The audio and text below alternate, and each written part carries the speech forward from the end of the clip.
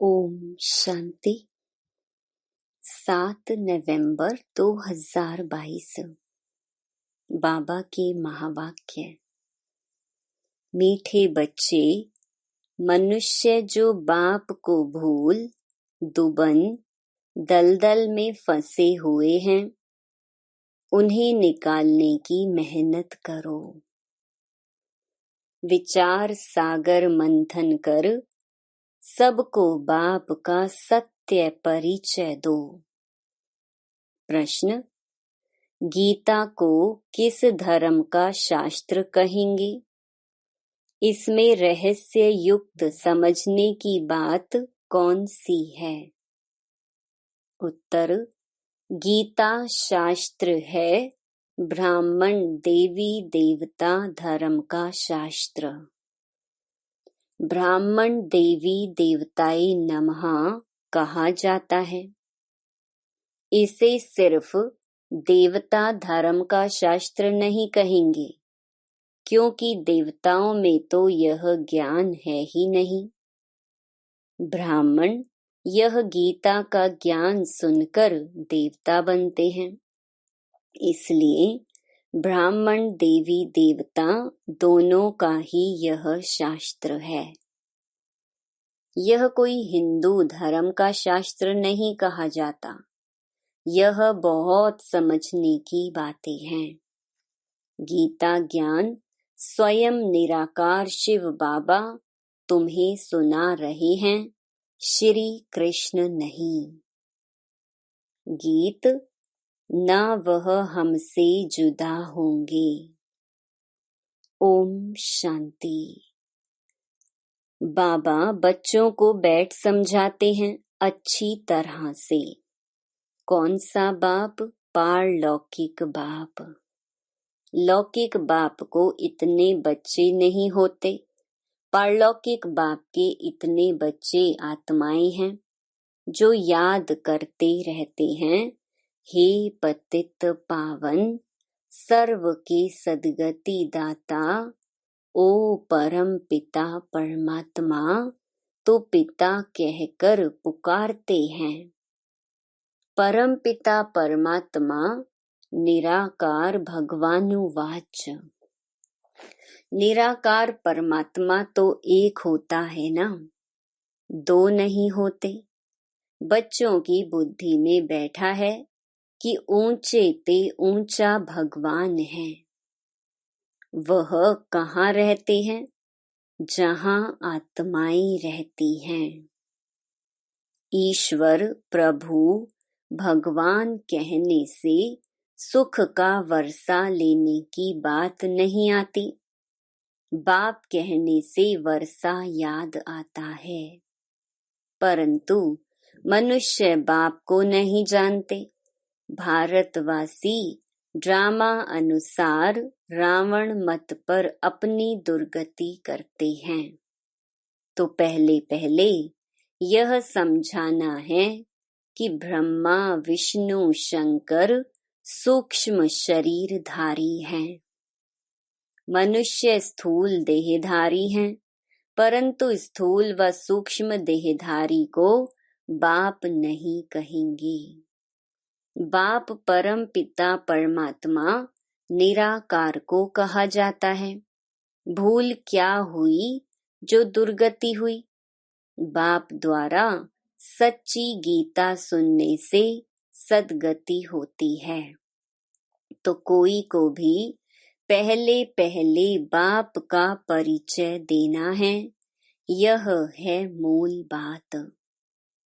परंतु कोई की बुद्धि में नहीं बैठता है, तब तो बाबा ने यह पोस्टर छपवाया है कि गीता का भगवान श्री कृष्ण बच्चा है या परम पिता परमात्मा। गीता किस धर्म का शास्त्र है? ब्राह्मण देवी देवता धर्म का कहना ठीक है। जैसे क्रिश्चियन का धर्म शास्त्र बाइबल है, ऐसे गीता को सिर्फ देवी देवता धर्म का शास्त्र नहीं कहेंगे। जब तक ब्राह्मणों को ना मिलाएं। कहते हैं ब्राह्मण देवी देवताय नमः। बाबा ने बताया है देवताओं में ज्ञान है नहीं। वह यह भी नहीं जानते कि गीता कोई हमारे धर्म का शास्त्र है। ज्ञान है ब्राह्मणों को, सिर्फ ब्राह्मण धर्म का भी शास्त्र गीता नहीं कहेंगे, क्योंकि बाप दोनों धर्म की स्थापना करते हैं, इसलिए दोनों धर्म का शास्त्र कहेंगे।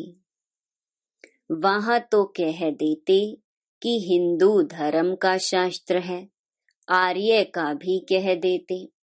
आर्य समाज तो दयानंद ने स्थापन किया है, वह भल नया धर्म है, परंतु वह कोई देवी देवता धर्म के नहीं हैं। मूल बात है गीता का भगवान कौन।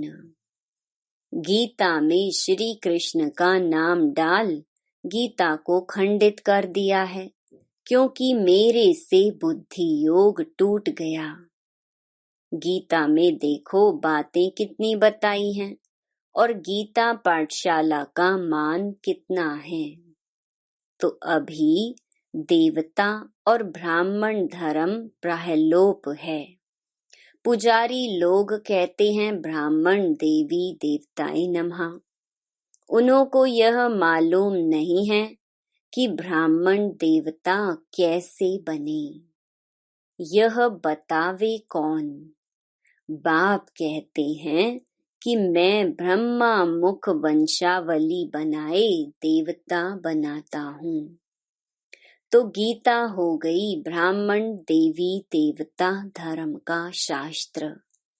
सिर्फ कहें देवता धर्म का तो लक्ष्मी नारायण में ज्ञान है नहीं, यह बात समझने की है, परंतु समझाए कौन। शिव बाबा सुनाते हैं कि रुद्र ज्ञान यज्ञ से विनाश ज्वाला प्रज्वलित हुई। कहाँ रुद्र यज्ञ, कहाँ श्री कृष्ण, फर्क है। इस ज्ञान यज्ञ के बाद फिर सतयुग में कोई मटीरियल यज्ञ रचा नहीं जाता। अब यज्ञ रचते हैं आफत मिटाने के लिए। वहां कोई आफत होती ही नहीं जो यह यज्ञ रचना पड़े। गीता में रुद्र यज्ञ का भी लिखा है और यह भी लिखा है कि भगवानुवाच, तो गीता में सच है आटे में नमक जितना, बाकी सब झूठ है। अब यह विचार सागर मंथन शिव बाबा नहीं करेंगे, ब्रह्मा और ब्रह्मा कुमार कुमारियों को करना है। इस समय मनुष्य तो एकदम दुबन में फंसे हुए हैं। दुबन माना दलदल से निकलने में बड़ी मेहनत लगती है, तब तो बाप को पुकारते हैं। बाप कहते हैं तुमको 5 विकार रूपी रावण पर ही जीत पानी है। फिर सतयुग में तुम जीव आत्माएं सुख में हो। जो भी सत्संग है वहां तुम जाकर पूछ सकते हो, डरने की कोई बात नहीं। सब अंधकार में पड़े हैं, मौत सामने खड़ा है और कहते हैं अभी तो कलयुग में 40,000 वर्ष पड़े हैं। इसको कहा जाता है घोर अंधियारा, कुंभकर्ण की नींद में सोए पड़े हैं। कहते हैं भक्ति का फल भगवान देने आता है, सदगति देता है तो दुर्गति में है ना। गीता में अगर शिव परमात्मा का नाम होता तो उसको सब मानते। तो बरोबर निराकार ने राजयोग सिखाया था। युद्ध के मैदान की कोई बात नहीं है। युद्ध के मैदान में इतना बड़ा ज्ञान कैसे देंगे, राजयोग कैसे सिखाएंगे। मुख्य धर्म 4 हैं, धर्म शास्त्र भी 4 हैं। अभी तो अनेकानेक धर्म, अनेक शास्त्र, अनेक चित्र हैं। अब बच्चों की बुद्धि में बैठा है कि ऊंचे ते ऊंचा है शिव बाबा। फिर नीचे आओ तो ब्रह्मा, विष्णु, शंकर, फिर साकार में लक्ष्मी नारायण, फिर उनकी डायनेस्टी। संगम पर ब्रह्मा सरस्वती बस। रुद्र यज्ञ जब रचते हैं तो शिव का लिंग बनाए पूजा कर फिर डुबो देते हैं। देवियों की भी पूजा कर फिर डुबो देते हैं। तो गुड्डे गुडियों की पूजा हो गई ना, क्योंकि उनका ऑक्यूपेशन कोई नहीं जानते। उनकी महिमा है पतित पावन, तो कैसे पाप आत्माओं को पावन बनाते हैं। अभी तो तुमको जाग कर जगाना है, अर्थात बाप का परिचय देना है। बाप को जानते नहीं, सिर्फ पैसा कमाते कथा सुनाते रहते हैं। इससे क्या हुआ? तुम विद्युत मंडली में भी जाकर समझाओ। इस लड़ाई में मरना तो सबको जरूर है। इस रुद्र ज्ञान यज्ञ से विनाश ज्वाला प्रज्वलित होती जाती है। लिखते भी रहते हैं कि हमने इतने बड़े बड़े बॉम्ब्स बनाए हैं, तो कल्प पहले भी इनसे विनाश हुआ था। यह सब बॉम्ब्स कोई कल्प पहले इन्होंने समुद्र में नहीं डाले थे, तो अभी भी विनाश होना है। कहते हैं विनाश काले विपरीत बुद्धि। कौन? कौरव और यादव। अभी तो प्रजा का प्रजा पर राज्य है, तो यह पोस्टर लाखों की अंदाज में छपाओ, सब भाषाओं में। अंग्रेजी में तो जरूर छपवाना चाहिए। जहां जहां गीता पाठशाला हो वहां बांटते जाओ। पोस्टर पर एड्रेस भी लिखी हुई हो। बाबा डायरेक्शन तो देते हैं, करना तो बच्चों का ही काम है। लिखा हुआ है शिव बाबा, तो शिव बाबा भी बाप, ब्रह्मा भी बाप। परंतु बच्चों को वर्षा शिव बाबा से मिलना है, ना कि ब्रह्मा से। ब्रह्मा को भी उनसे मिलता है।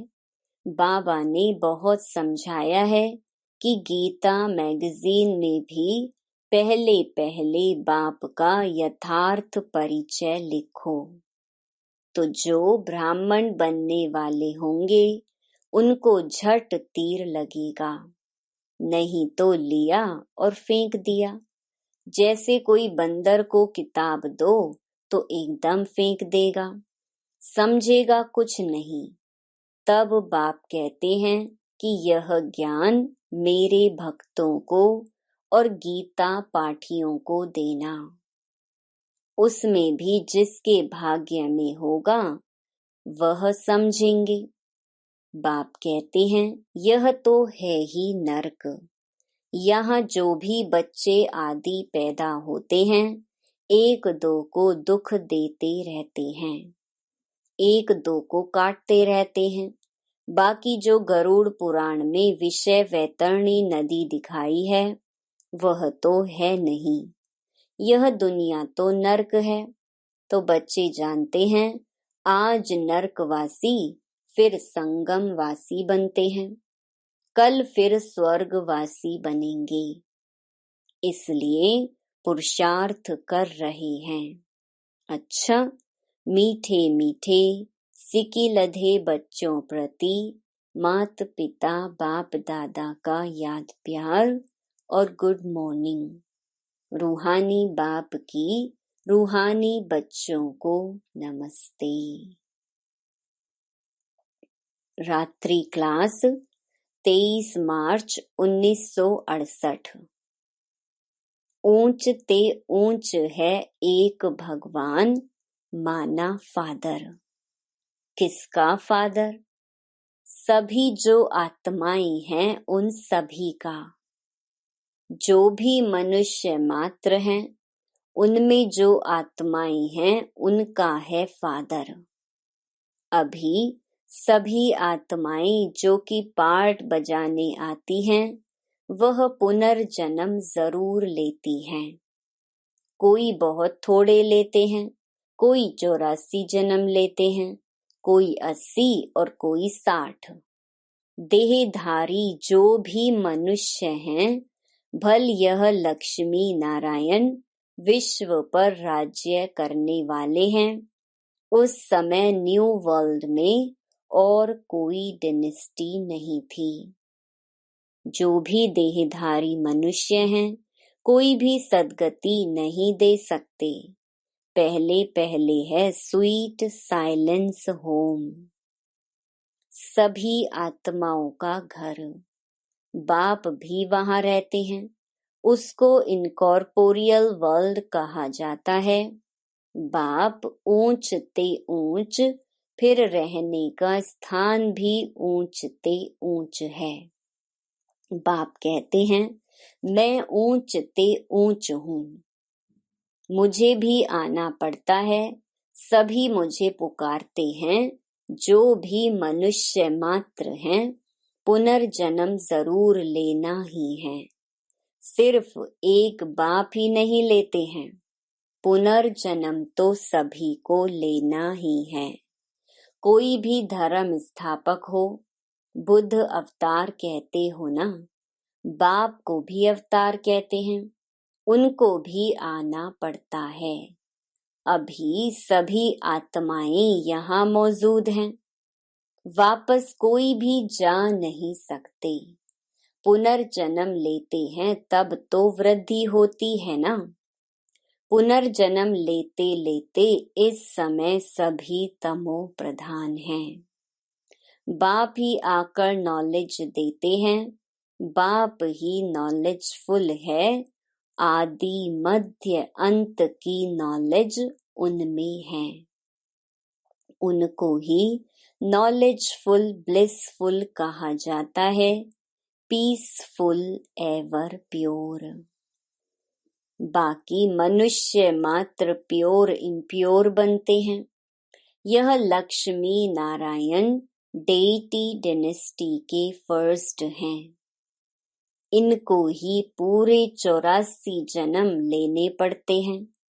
पुनर्जन्म यहाँ ही लेते हैं। फिर अंत में बाप आकर सबको पवित्र बनाकर साथ में ले जाते हैं।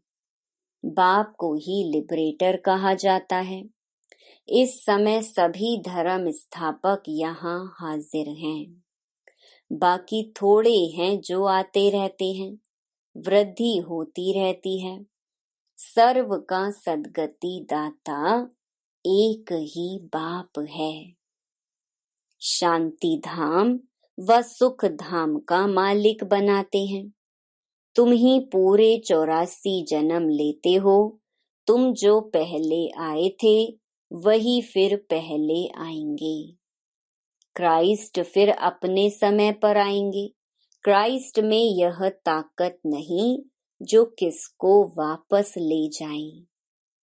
वापस ले जाने की ताकत एक बाप में ही है।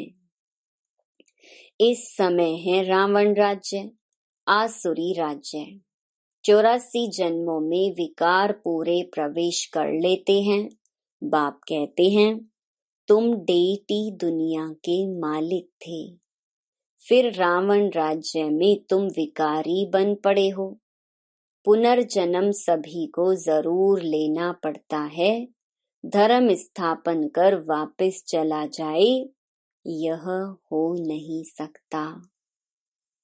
उनको पालना जरूर करनी है। गाया जाता है, ब्रह्मा द्वारा नई दुनिया की स्थापना, पुरानी दुनिया का विनाश। नई दुनिया में एक ही धर्म, एक ही डेटी डिनेस्टी थी। अब वह है नहीं। सिर्फ चित्र हैं और सभी धर्म मौजूद हैं सिवाय एक गॉड फादर के, जो भी देहधारी हैं, पुनर्जन्म जरूर लेते हैं। भारत है अविनाशी खंड, यह कब विनाश नहीं होता, अविनाशी है।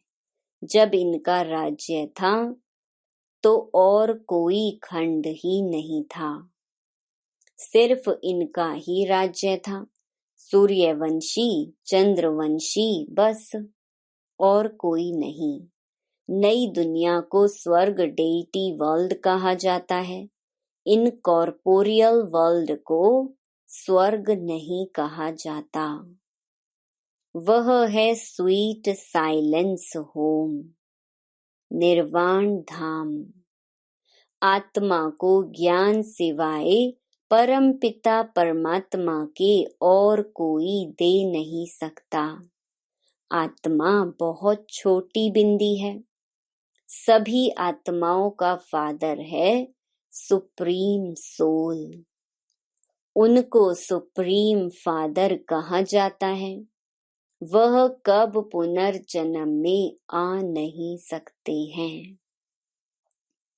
इस समय नाटक की पिछाड़ी है, यह सारी दुनिया स्टेज है, इसमें खेल चल रहा है। इनकी ड्यूरेशन है 5000 वर्ष। यह है पुरुषोत्तम संगम युग, जबकि बाप आकर सभी को उत्तम ते उत्तम बनाते हैं। आत्माएं अविनाशी ही हैं। यह ड्रामा भी अविनाशी है, बना बनाया खेल है। जो पास हो गए फिर उसी समय पर आएंगे। पहले पहले यह आए थे। लक्ष्मी नारायण अभी नहीं है। सच्चा सच्चा सत का संग यह है। अच्छा, मीठे मीठे रूहानी बच्चों को रूहानी बाप व दादा का याद प्यार और गुड नाइट।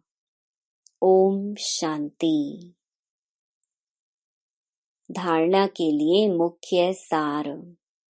पहला, विचार सागर मंथन कर मनुष्यों को दुबन माना दलदल से निकालना है। जो कुंभकर्ण की नींद में सोए हुए हैं उन्हों को जगाना है। दूसरा, सूक्ष्म अथवा स्थूल देहधारियों से बुद्धि योग निकाल एक निराकार बाप को याद करना है।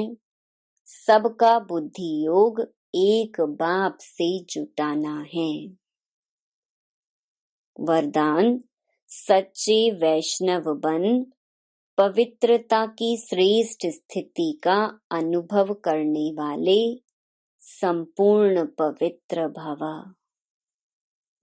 संपूर्ण पवित्रता की परिभाषा बहुत श्रेष्ठ और सहज है। संपूर्ण पवित्रता का अर्थ है स्वप्न मात्र भी अपवित्रता मन और बुद्धि को टच नहीं करे। इसी को कहा जाता है सच्चे वैष्णव। चाहे अभी नंबरवार पुरुषार्थी हो, लेकिन पुरुषार्थ का लक्ष्य संपूर्ण पवित्रता है और यह सहज भी है, क्योंकि असंभव से संभव करने वाले सर्वशक्तिमान बाप का साथ है। स्लोगन, सहज योगी वह है जो हठ व मेहनत करने के बजाय रमणीकता से पुरुषार्थ करे। ओम शांति।